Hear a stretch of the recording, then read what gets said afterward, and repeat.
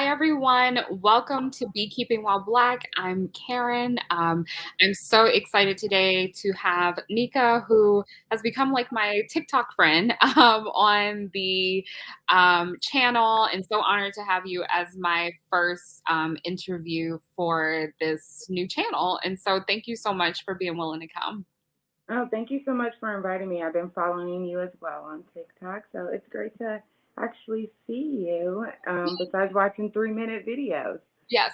And also, if anyone is interested, I highly suggest you follow her account. It is very funny. I loved your video when you did the video that was inspired by a Black lady sketch show that was about beekeeping, and it was amazing. And I was so excited to see in the comments when their official account actually, did the co-signing of it. So scat scat scat. And Yes, blippity blippity. yes. And so my first question for you is a simple one. Do you have a favorite dish with honey in it? Well, I'll say tea. Because I drink tea so often, that's something that I'm always putting honey in. So yes, tea. It would be tea. Yeah, nice. So I'm curious from you, how long have you been a beekeeper? I started in 2016, so 5 years or so now. Okay. Yeah. What do you feel like it has been to learn about beekeeping? Like, how has it influenced like how you eat, how you think about the environment or anything like that? Absolutely. It's changed the way that I think about the environment. I got into beekeeping because by trade and my day job, I am a urban farmer, and we had to come up with ways to increase our production naturally. And after doing a bunch of research, I found out that bees are kind of like the most natural way to do it without adding too many inputs into a growth space. And yeah, and so learning about bees, even though I did it to start production of food, it has opened up like a whole world in regards to like the environmental impact that they make and things like that, and how we impact them as well. Yeah. Yeah, I like that perspective because it just made me think like bees are kind of like a natural fertilizer for our food that we have because even with the couple that allows me to keep my hive on their property, they were saying how this summer, the crops are so much bigger in their garden. And you see that, directly because of the co-beneficial relationship of me being able to have my bees on their property and them being able to reap the benefits of having bees so close by. So, yeah, I think that's amazing. One of the things that I'm curious to talk to you about is you are a trainer of beekeepers and you have your program that I really wish I could have done, but unfortunately, I am not in Arizona. And so I am curious to hear from you about what is that training program like and why did you decide to go through the process of helping others to become beekeepers? So I'll start with, I guess, why I decided to do the program in the first place. One, so here in Arizona, we have like beekeeping associations, and we have backyard beekeeper groups and things like that. And we do have a beekeeper program at our university, but it's expensive. And for me, like I've taken out student loans and I'm paying back student loans for careers that I'm not even really involved in at the moment. So, like, once I started learning about beekeeping and taking some certification classes online, I learned, for me it's I learn better with hands-on work, and so finding a or creating a program that is hands-on, that's not super expensive, that's not going to break the bank, but that also brings women together because bees are, 98% of your hive is women or female, and so like incorporating that imagery of like, womanhood and sisterhood as far as what the hive represents and kind of making that into a program was like my envision because I grew up in a house with five girls and I'm the oldest of five women. And so like being around a group of like-minded women is always something I've really enjoyed. And I also found that here in Arizona, there's not very many of us in beekeeping. So like, um, I think I've only found maybe one or two beekeepers of color in the state of Arizona. Not saying that there may not be more, just I have no idea where they're at. And when I had been a part of a group on Facebook for a while that was about beekeeping, and when I asked the question, like, are there any other beekeepers of color in this group? Like, I triggered a bunch of people with that comment, and I felt like I wasn't safe in that group anymore. And so I wanted to create a space where we can ask questions like that, and we don't have to ask questions like that because we're all together, and a place for us to feel safe as women, as black women. We're very much in the heightened state of politics and um, social, I guess, um, inadequacies within our country. And so, like, that comes out even in those type of situations where you're asking a simple question like, are there any other black beekeepers? And so creating a safe space was important. The program itself is a 6-week program. It was initially an 8-week program, but then I had like a lot of women that wanted to be a part of the program, and so like finding the space to include more women and to actually work with my schedule, I had to shorten it down to 6 weeks. But I'm doing 2 sessions at 6 weeks, and there's only 12 women in each class, and so that's because I need to put two of them on one hive.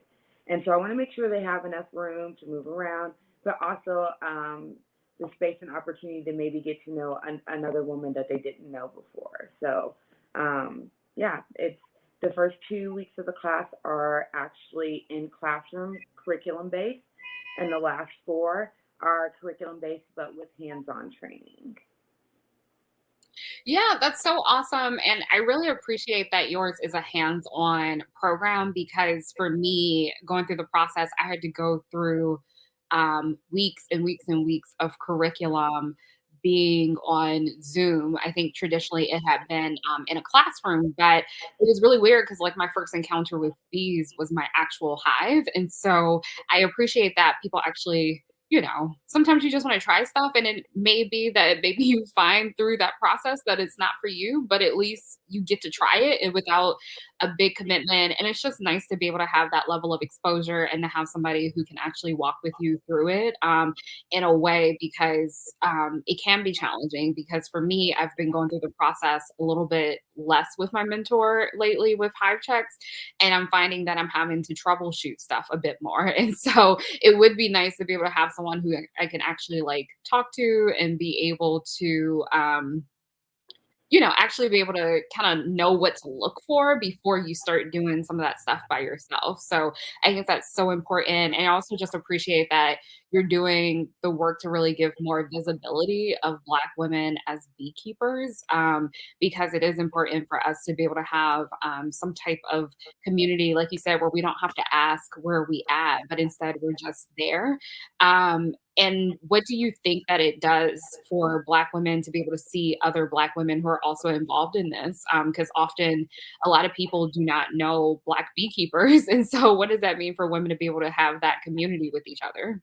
So I'll say for one, a lot of times people don't know what they can do if they don't see someone like themselves doing it, right? They think it's not, maybe that's not for me.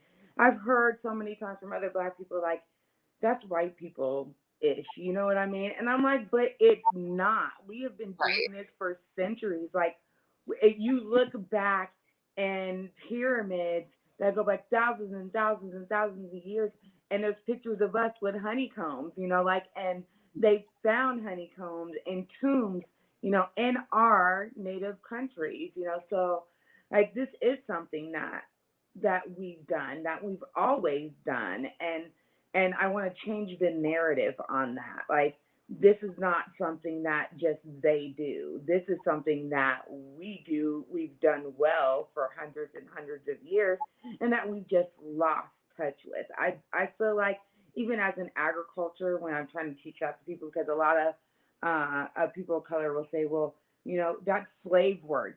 We did that. We don't have to pick it anymore. But I'm like, but do you know why they picked us to do that? It's because we knew how to do this and we know how to do it now. We just have to get back into it. It's just an untapped memory that we have genetically that we just need to get back into. Yeah, and I think part of it is that you see so many more Black people going back to farms and being able to go back to the land. And I think this is another step that needs to happen, especially when you talk about the issue of like Black food sovereignty. And so part of that is beekeepers. We also have to play our part when it comes to ensuring food security and just being able to produce the food. And I think part of it is that sometimes we can forget that we have a history that predates, the slavery that happened in the U.S. And so, because of that, it's not a we have to heal that relationship with agriculture when it comes to beekeeping, when it comes to just being Right. on the land. And so, instead, we need to go through that process so that we can, as you said, we're just reclaiming what we were already doing. It's not a new thing. It's just coming back to what we were already doing. Ever since I started the channel, there's been people that I've connected with, like in Mozambique and other countries, who are beekeepers as well. And so this is not something, yeah, beekeeping didn't start in the US Right. and Right. our relationship with it as Black people didn't start then. So I appreciate you bringing that up from that point as well. One of the things I'm also curious about is, sorry, I lost my train of thought with where I wanted to go next. Do you find that there's also like sexism when it comes to being a beekeeper, or just, I guess, finding community as a beekeeper, even beyond the race component of everything? Um, I'll say not overt, very, passive type comments, and but for the most part, I'll say here in Arizona too, there's a lot of women beekeepers. There's a lot of women hobby beekeepers and hobbyists as beekeepers. Um, but again, they don't look like us. Like they're. I'm always like one of the only ones in those circles, and so when you get tired of being the only ones in those circles, you create spaces for it. But I'll say it commercially, honey production, beekeeping is a very white male dominated industry, Mhm. and generationally it's passed down. And for us, if we don't have access to land, how are we going to have bees? Yeah, So like that there were strategic methods around land and who gets it and who doesn't, and a lot of that is because they want to keep us in a space where we're not self sufficient. And so I'll say, yeah, in some corners there you may find a little bit of sexism when it comes to women beekeepers, and that's just because they're used to being the only ones in the space and not having to share space with us. And unfortunately, some men have to be trained how to be in a space with women and how to act appropriately. So, but I can't say I face a lot of sexism. It's more the racism than the sexism. yeah, yeah, I totally get that. So one of the things that I wanted to bring up now, which I'm super excited about, is your journal. Sorry, I'm still trying to figure out how to do the camera. So you have a beekeeping journal for women, queen inspections for queens. And so I'm curious to learn from you, why did you decide to start this journal? A lot of people come out with journals, or they have other type of tools or resources for hive checks, but you've been able to do this in a more unique way, where you have like the quotes, you have things that's not only, I guess, trying to check on the health of the hive, but also kind of, the health of the beekeeper. And so I'm curious what made you decide to do a journal, especially having this this perspective for women? So, one, I like again, I'm all about woman power and empowering women, and and I feel like we don't do that enough for each other.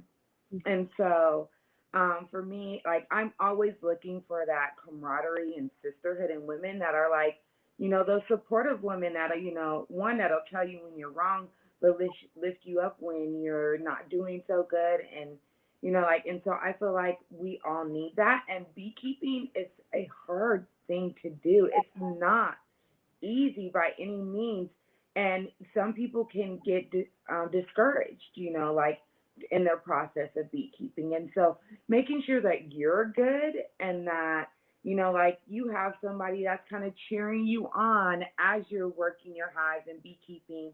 I think is important to making sure that we make this something that everybody not only just starts doing but keeps doing, because bees are something we're going to need, and that we're going to have to consciously make decisions to try to save, because we're doing so many things to the planet that are causing their numbers to decrease. And so, like creating a book that is about your mindfulness and about encouraging women, and just also kind of giving a different spin to the different type of journals that we see, out there, making it a little fun, and and because the way you show up with your bees will determine how they show up for you, right? If you're out there and you're frustrated and you're just trying to rush through it and you're really not into it, then your bees are going to react to that. And if you go into a hive inspection,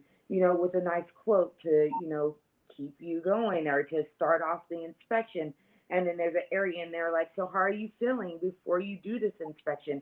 And how are you feeling after you do the inspection? Because anybody who has beekeep knows that when you open that hive, it's like opening a vortex of energy, Yeah. and you get swept up in that, and so how you're feeling before is definitely completely different than how you feel after you went through your hive and you see your queen is producing, and you find her in your hive, and you know that they're putting in resources, and you kind of like there's like this relief that flows over you, like one, you're doing something really good, not just for them but for the environment, and they're happy. So like that was kind of like the focus of my that doing the beekeeper journal, because I know how I feel when I'm doing the hive, and I know kind of what I would need or want, like when on those days where I'm feeling frustrated and I don't know what to do, like, or like, I really want to be in this hive when it's 110 degrees out here in Arizona, and I know once I put this suit on, it's about to be 125 in here, like, and so something to motivate you and to keep you going through that process, I think, is important. Yeah. Yeah, you talked about the vortex when you open up the hive, and I wish I was able to record that noise that happens when you open up the hive, because I, especially when they're more active, I may hear some buzzing, but it is just like something else. It was very unnerving when I first started with the hive, but now I'm like, I think it's the coolest sound in the world, how it goes from like a little bit of buzz and then it's just like this undescribable, like almost like a choir singing. Right, right, It's right. so hard to describe unless you've actually like encountered them in that way, when you just lift that lid and then they're, yeah, singing in essence. So yeah, I think that's so cool. One of the things I'm also curious about is just, as someone who's active in social media when it comes to beekeeping and just, advertising the businesses that you have, I'm curious if you pay attention at all to other beekeeping accounts. And I'm curious if there's anything that you feel like maybe some other accounts get wrong, or things that, just curious about your perspective on how you've seen like other accounts and how beekeeping is portrayed on other platforms, I guess. So, good. I mean, I do follow a number of different beekeepers on different platforms, and I mean, some of them they just make it all so draining, right? Like, I mean, I'm not trying to call anybody out, but if you're a beekeeper and you follow beekeepers on Instagram or TikTok, you have probably seen the young lady who's like, I've come out and I'm in my pajamas and there's some bees waiting for me. And I went out and girl, stop that. Like I want their approach to be real. Like so when you're watching my videos, I want it to be like, oh well that's my homegirl and she's showing me what she's doing today. Like I don't want it to be super, super technical. A lot of people get really into their beekeeping and the information they put out. And for me, when it comes to gaining audience who wouldn't necessarily be interested in the first place, I feel like you just have to come from a different angle and just making it fun and funny and informative and putting a mix of that in there. So you'll see like on my TikTok account, yeah, there's informational videos about bees, but then there's also videos where I'm talking about something that ain't got absolutely nothing to do with bees, the video I saw, something else that I'm putting up. And so I say like I for me, I like the blend, because it can't just all be about business all the time. There has to be some personality and some type of, relationship that you build with your audience. And so Yeah. I wish that more beekeepers would relax. I would say relax and just talk to people like you're talking to your friend. Yeah. Don't talk to them like they're in second grade, like and this is this and I had to and I smoked the bees and they were just this and like no sis, like when you come up upon bees, you have to be very careful. You're selling a dream and people are gonna get hurt if they try to approach it that way. So I'm about being as real and straightforward and as simple as possible to draw people in and make them interested in what I'm talking about. Yeah, I think that's so important. And it is often almost like a dream with how it's often sold because I'm just like, I'm afraid. I've been stung enough times this summer that I don't know if I would ever feel comfortable like not having gear on while doing the beekeeping. Like I get that some people, they're more experienced, but I do wonder sometimes because I'm just like, oh, I've been stung. I've been stung fully protected and still and like it's just it is scary when it comes to the beekeeping, especially because of that movie My Girl that I saw as a kid.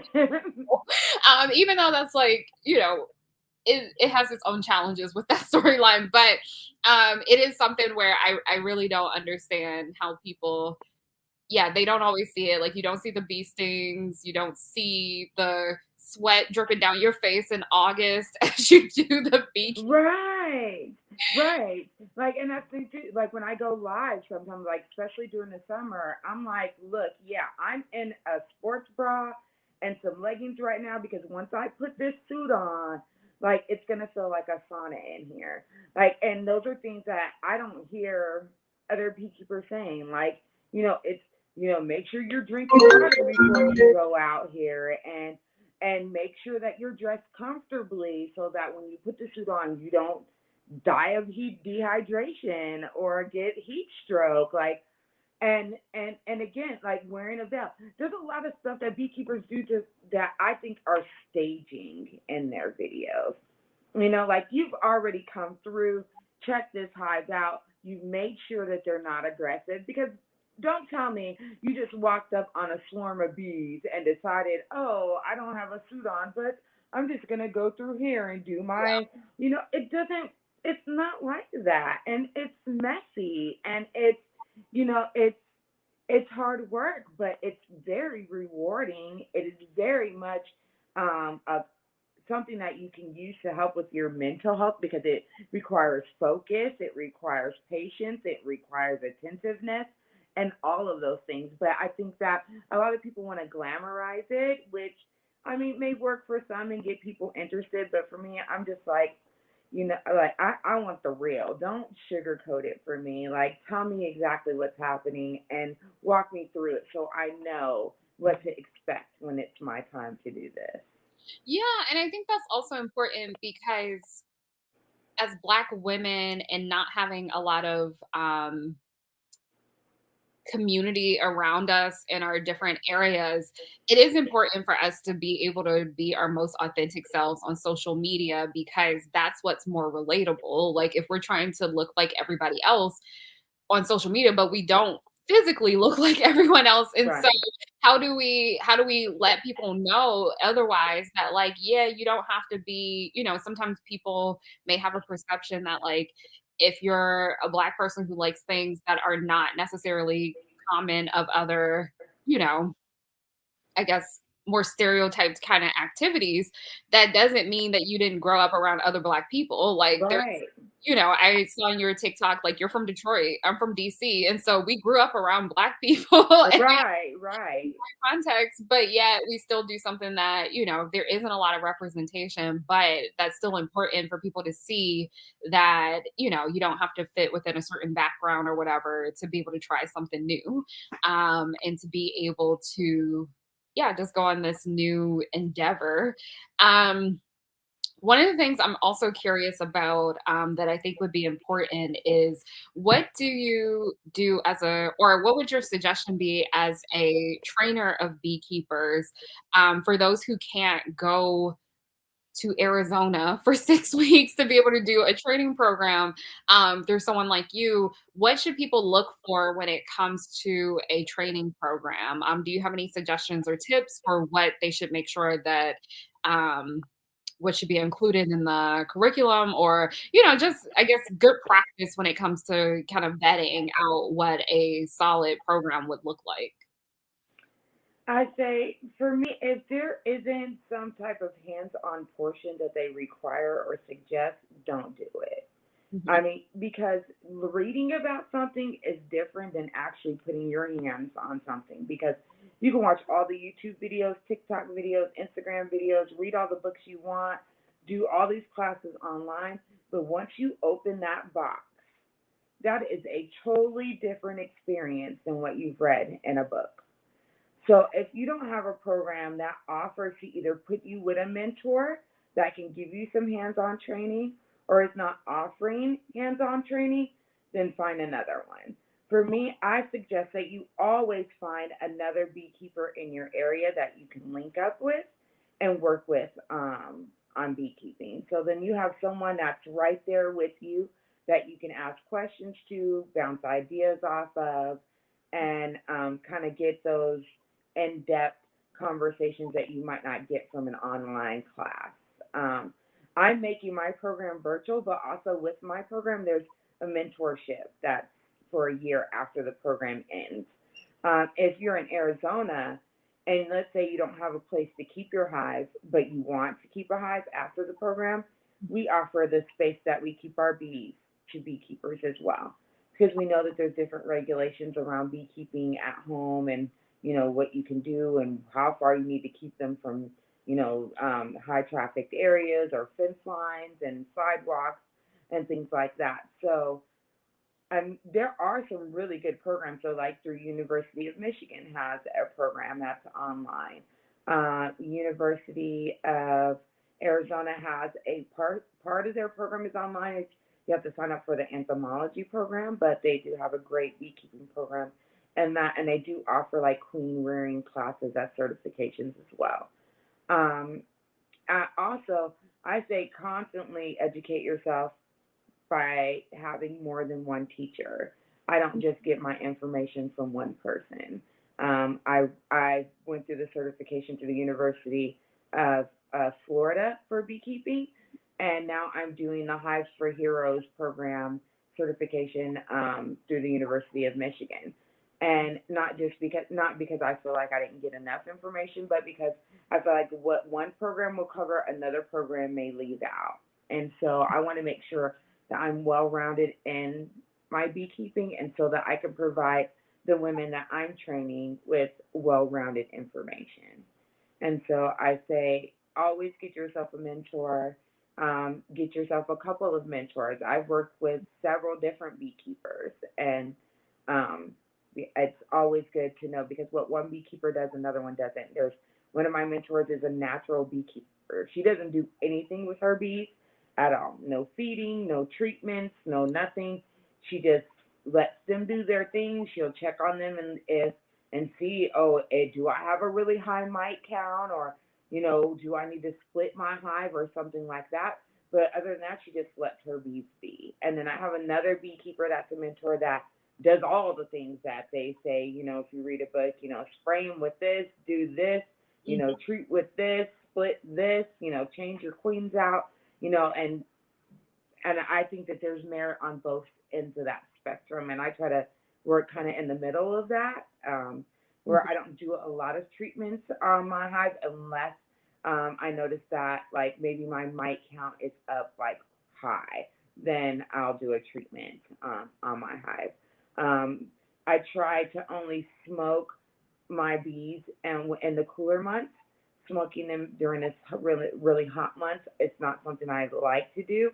But if I go into a hive and I notice that, oh well, their calm level is not very calm today, I will smoke them, or I'll use sugar water. So it just all depends, and all of those things are different things that I learned from different beekeepers. Yeah.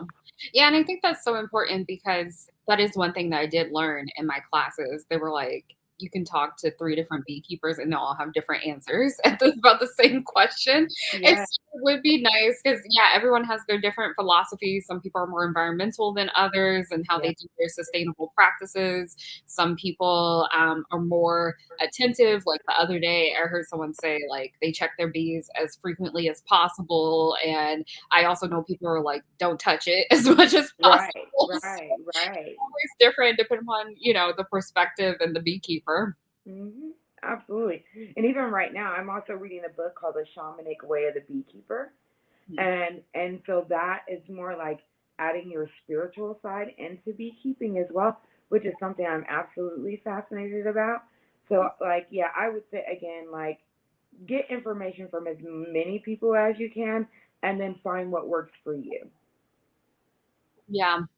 Yeah, I appreciate that. And that is one of the things as a first year beekeeper, as I'm starting to now God willing, I'll still have the same hive through the winter, and so I'm starting to think about what will that look like, to do year 2, and what practices do I wanna do different, and kinda take on my own and be able to, learn, and one of the things I have appreciated is finding Black beekeepers through social media, and I have really been impressed with the amount of, like, suggestions that I've just been able to learn, just, like, tips, like, putting a little bit of vinegar in the sugar water so that the jar doesn't mold, or like simple things like that, or just natural remedies that people have when it comes to how to handle different things. And so it is super helpful to be able to have that community, whether it be virtual or in person. Definitely need the in person regardless, but also it's nice to have that kind of complimentary virtual community as well, to just be able to learn from those experiences. So my last question to you is just, where can people find you? I will, when this goes up on YouTube, I will make sure that there's links for your new journal, as well as just other things and programs that you have. And so, but I would love for people to just hear from you directly. Where can they find you when it comes to connecting later on? Awesome. Thank you for asking that. So we're about 98% done with our website, but you can always go look at it. It's www.baehive.org. That's BAEHIVE.org. We also have a Instagram page, which is Bayhive underscore beekeepers. I also have my TikTok, which is Bee Mama Nika, Nika. And then so this is also like a branch of a business that I have. My business is ABC Mobile Education Center, and so you can look that up as well. It's abcmec.org, and on Facebook as ABC Mobile Education Center. And so a lot of our information is there. Bayhive is just a branch of the ABC Mobile business. Yeah. Thank you so much. I am so honored to be able to actually see you now in person after seeing many of your videos on TikTok and seeing your post on Instagram. Thank you so much for being the first person to do an interview. I'm so honored that you said yes, especially with a channel that hasn't even premiered yet. So I'm, still small. And so I'm very just thankful that you were willing to do an interview with me. And I look forward to just continuing following you in the future. And I want to thank you for doing a podcast on and providing information on beekeeping while black, because I think that the more we talk about it, the more people will know that it's not just something that other people do, it's something we do. And I think that beekeepers like you and creating a platform like that is so important so that we can see ourselves in these type of careers and know that it's a sustainable thing that you can do.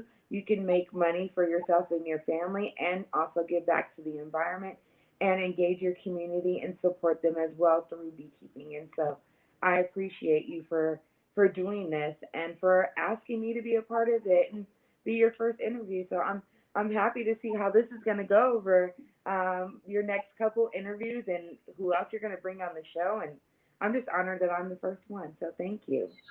Thank you so much. And I can tell already that you have such an entrepreneurial self about yourself. And so I'm sure we'll end up talking again about something new that you got going on. And super excited to hear about the virtual classes that you'll do. Honestly, I may end up being one of your students that first cohort. So let Yay. me know when it starts because I definitely want to continue being educated on different things. And like you said, just being able to have, additional education to see different perspectives. So definitely let me know. And I hope we can have you on again.